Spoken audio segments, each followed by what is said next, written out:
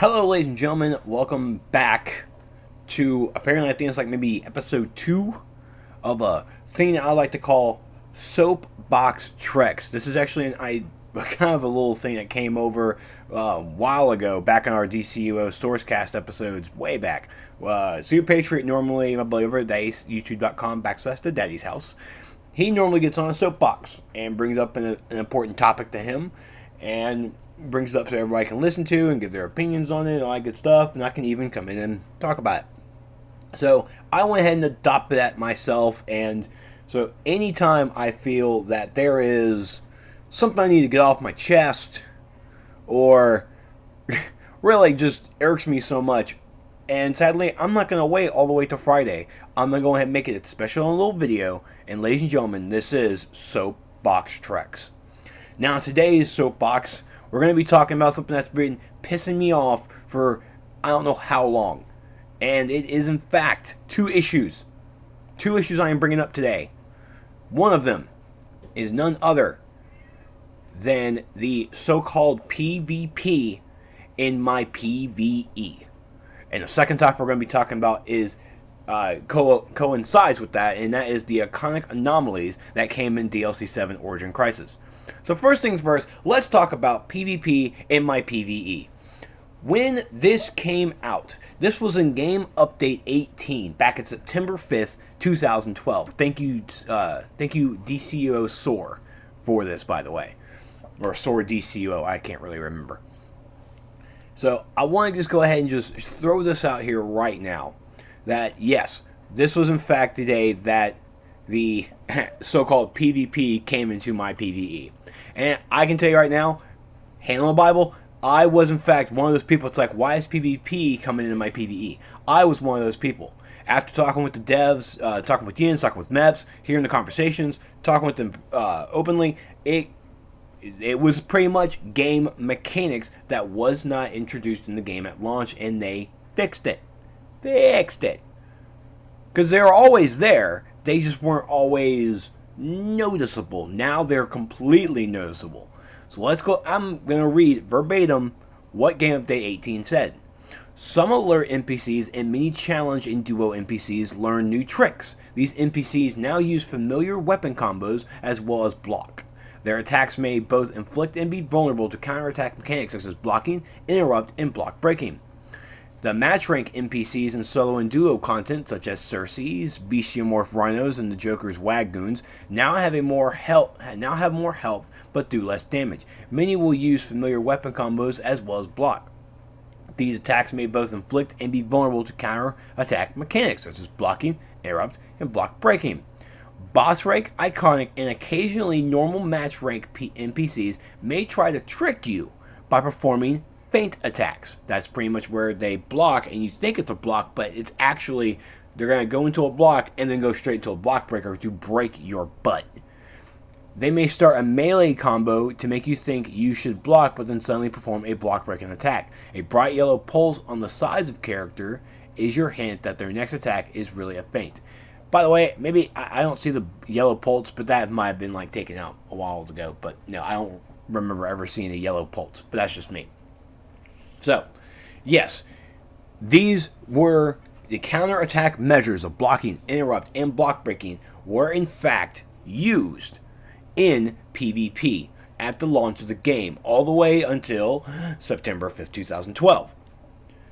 It's where we started off seeing them. It was in PvP. So, everybody's mentality was in fact that when you're in PvE, you can just bulldoze everything and just keep attacking left and right. There's no need to block. There's no need to interrupt. No, you just pretty much wail on the NPCs. Then came Update 18, and they fixed a game design flaw that they apparently have been working with, and they finally got it to where it works. Now, some of these changes, some of the changes in Game Update 18 aren't really there anymore. Like the boss rank iconic and normal match ranks, like that do the feint attacks, just like the Cersei's Bestiamorph or Joker's Wags. They don't actually have the icon showing that they're going to do a big move anymore, where you are prepared and you can block for it. No, they just do it. You have to see the animation. It's like, oh, that's coming. For people who have been here since launch, we recognize those tells. We recognize them. For the new players, it gets kind of hectic, but luckily it doesn't do that big of damage where it's a game breaker. So everyone keeps referring to them as PvP mechanics. It has been getting to the point where I keep wanting to go to the forums, hot quote them, and change their wording. It's like, oh, /fixed. These are not PvP mechanics, folks. They're not. These are game mechanics. Once again, the game came out. This was not in our PvE. It was strictly PvP. That was a problem. That was not how the game was intended, and they fixed it. They fixed it. Now, finally, we've gotten to the point where we've gotten used to them, but people are still complaining about them. What do you plan on doing? Now, true, we can complain about something. We can mention it. It's like, hey, this needs to be fixed, and later down the road, it will all of a sudden get fixed. It takes time. But this situation is not going to happen. Yins has already multiple times came out saying that this is the game mechanics. This is how the game is played. These are staying.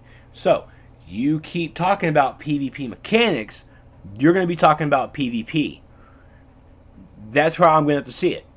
Now, if you're talking about PvE in a PvP situation, if you're talking about PvP mechanics and PvE, you will be sorely corrected. You will be corrected, and it's just entitled Game Mechanics. Hell, I don't even want to call PvP mechanics. It's Game Mechanics. PvE is in PvP, and PvE is in PvE. That's it. It's as simple as that, folks, and it's dawning to me that people who have been here since launch are still complaining about it and are still referring to it as PvP mechanics. It's game mechanics. Learn to live. And here's a perfect situation. I love this game. I have no intention of leaving it whatsoever. Was I going to leave because of these new mechanics? No. No, I like the game so much, I'm going to stick with it, and I have still enjoyed it till this day. I log in every day, even if I'm recording or just dicking around with my friends with my league, I'm still enjoying this game. Now, true, it gets a little hectic sometimes, but that's stress. What are you going to do? Just bad luck sometimes. Yeah. So, but it's hurting. It hurts the soul.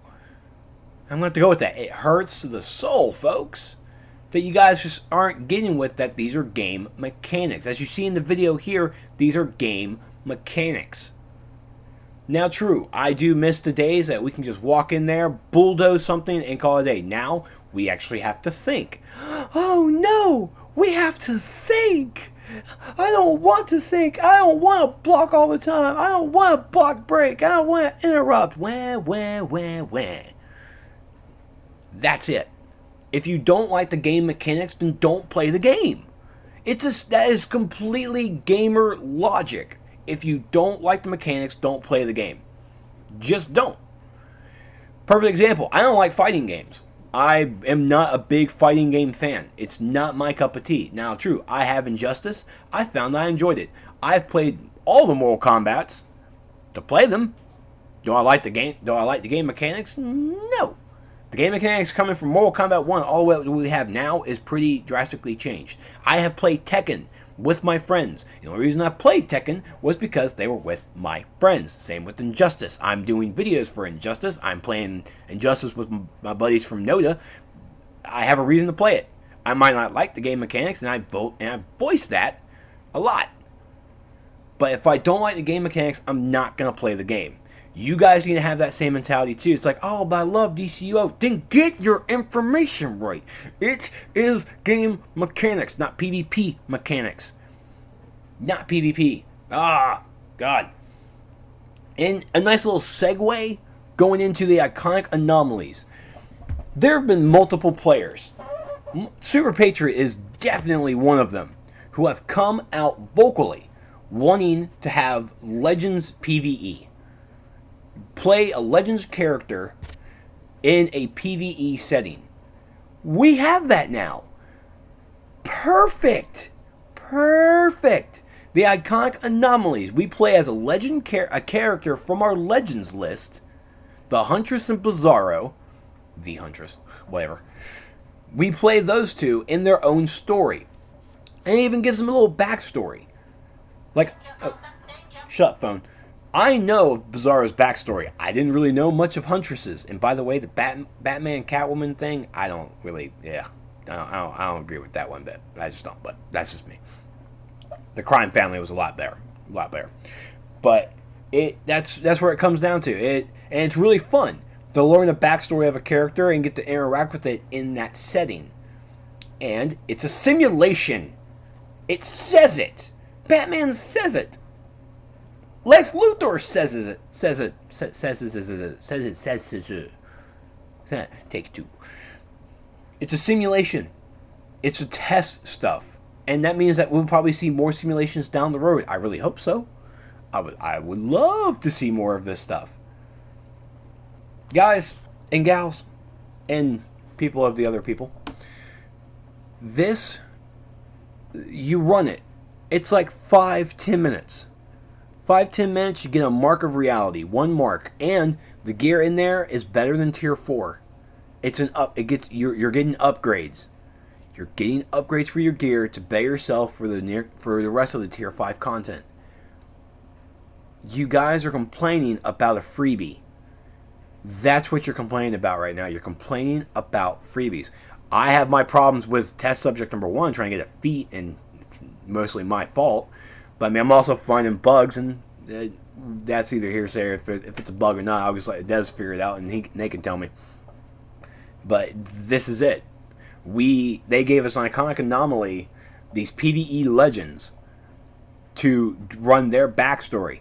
And this is where people are getting the PvP mechanic issue. That's where they're getting it from. It's like, well, I don't play PvP. Why am I going to play it in PvE? Guys, they just have the same they have the same attacks. That's it. The same attacks as the legend characters. Did you really expect the devs to go to their legends character in the PvP roster? It's like, let's choose Huntress and Bizarro to do the PvE stuff. Alright, you want to go ahead and give them new attacks? Yeah, let's go ahead and spend about the 6 months to a year to go ahead and create brand new attacks for these characters when we can easily just... we're just going to take our hand. We're going to take the hand of the dev, grab Huntress and Bizarro, pull them out, or you know what? We'll copy them. We'll wave a magic Harry Potter wand, we'll copy Huntress and Bizarro, move them into a PvE setting, and done. Control C. Boop. Control V. Done. Copy. Paste. Done. That's it. And they gave it a PvE setting. And someone actually had the audacity. It's like, you're forcing me to do PvP in my PvE. No. I can tell you right now, there is not one single person forcing you to play this game. The only way you will be forced to play this game is if there was someone in your bedroom with you right now with a gun to your head. It's like, you're going to play DCUO. You're going to play it right now, or I'm going to shoot you. Or it's in a hostage situation. You're going to go ahead and go through that tier 5 content. All of it. You're going to complete all the feats in Origin Crisis, or I'm going to shoot your dog. I'm going to kidnap your dog. Oh, it's a hostage situation now. Ooh, I'm forcing you to play a game. No one is forcing you to play a game. No one. That is the most idiotic thing anyone can ever say on any idiotic forum that you're being forced to play a game. If you don't want to play the game, scoot your desk back, walk away. That's as simple as it is. But if you're having fun with it, then it's your own fault and you're a sadist. That's how it's going to have to go down to. It's like, I'm being forced to play this game, my PvP, the PvP, my PvE. Okay, let me grab my controller and let's have some fun. I'm going to still shake my fist. Ooh, shaking fist of fun. Yay. Gotta be kidding me. It's the solos. These iconic anomalies, there's only 2 of them, 5 to 10 minutes each. The All the bosses are really challenging. The feats are hard. Well, one is hard to get and requires a little bit of luck, and the gear in there is going to help you progress even further. I spent a 3-day weekend, Memorial Day weekend, 3 days. I got through a 3-day weekend. I've had 17 hours of sleep. Because the whole time I was with my league, getting my CR up from 79 all the way to 79, all the way to 84. Then I got to 84, started busting out some solos. I busted out so many solos, I was using replay badges left and right. I was making replay badges just rain. Replay badges just raining down. I was at like over 700. Now I'm down to 300. I was blowing through them. Then I finally had enough where it's like, oh, I'm 86. Oh, I'm just going to keep going on before I have to go into the actual operations. Boom! Got myself a sweet 87. Oh, let's go on to the operations. Boom! What more? The iconic anomalies are there as a stepping stone. The iconic anomalies should be done first before you step into the operations. Then you're going to do the operations before you do the raids. Because God forbid, the raids are just becoming all sorts of hell on earth. But it's a good thing, because they're difficult, and difficult is good. It's good. And that's the one thing I like about the iconic anomalies. They're quick, they're fun, and they're challenging. You gotta have it. You gotta have a challenge. You just can't bulldoze through anything anymore. That's why I've come to terms with that. It's now going to be, as we're coming into a year. We are like 3 months, approximately almost about 3 months away from the 1-year anniversary of the new of the new game mechanics, of the actual game mechanics, coming into a year of it. And I still have a lot of fun with it. Yes, I was one of the first people to complain about the PvP in my PvE. But then after listening to what the devs had to say, to their reasoning behind this, I have come to terms, and I accept what the game is right now. And the game is still fun. So all you PvEers out there, because I am the PvEer. I don't PvP. I PvP for the fun of it. I PvP to die, and so you guys can have the enjoyment of seeing me die. You guys are weird, by the way. Really, really weird. But I am a PvEer. I have grown to these customs of the game mechanics. And for you other PvEers out there who are tired of seeing the PvP in my PvE, just uninstall and walk away. Why don't you go play some Guild Wars 2 or something? Alright, better yet, why don't you go play some World of Warcraft? Huh? Go and play some of that. Go play your pandas. Huh? Yeah. The storyline for Mr. Pandaria can only get you so far. But alright, ladies and gentlemen, that is Soapbox Trex. There is no PvP in my PvE. It is called game mechanics in my video game. And the iconic anomalies are truly fun and are to be used as a stepping stone. If you're really complaining about a challenge mode, just walk away. You know what? Hell, you don't even have to do it. Go ahead and go straight into your operation. Go ahead. And when you start wiping and start complaining that the game is too hard, remember this. You skipped the freebie loot. You skipped it. So all you had to do is just go in there, grab a couple of greens, like I did, and it's fantastic. Oh, the new greens. Oh, I'm not in there to get the styles. I'm in there to get the greens, get the stats. Oh, all that new resto and that vitalization. Oh man, it feels so good on my tank skin. It feels so good. But thank you all so much for listening to the rantings of apparently a crazy man. Now, if you excuse me, I'm going to finish watching some Doctor Who and call it a night. TARDIS out.